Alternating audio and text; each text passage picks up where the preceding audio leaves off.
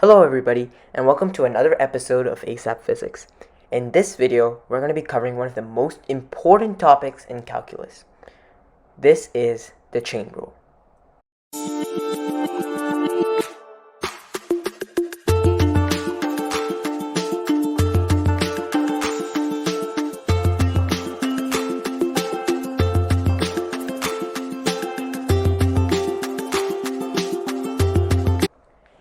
Let's really quickly look into what the chain rule is.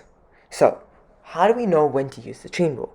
Well, if we see in the form f of g of x, then we need to use the chain rule in order to find the derivative of that expression. For example, here we have f of g of x, and they tell us to find the derivative of f of gx. The formula here that is super important into achieving the chain rule's derivative is f prime of g of x times g prime of x. If you don't understand this now, don't worry. We're going to do a few more practice problems that would definitely help understand your knowledge about the chain rule in calculus.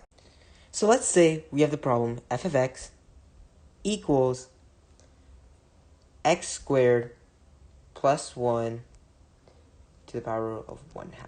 Now, we have to quickly recognize that if the problem asks us to find the derivative of this function, then we have to use the chain rule. This is because we have the notation f of x is equal to f of g of x. In this case, g of x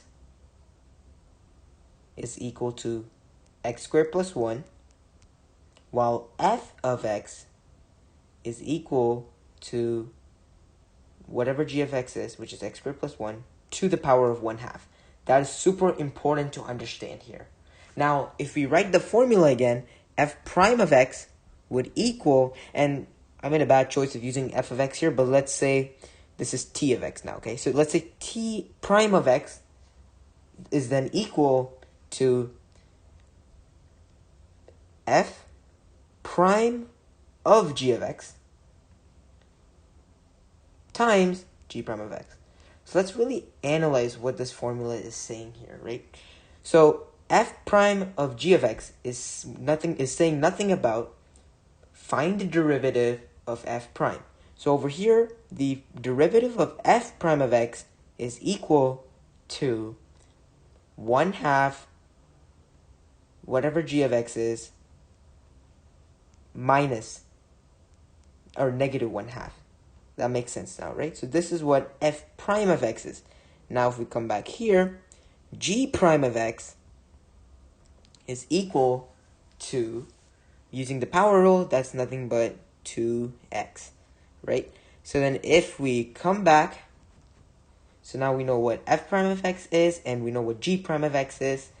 Now if we come back and write it in the formula we have, then that is the derivative. So coming back again, we have, so then t of x, sorry, my mistake.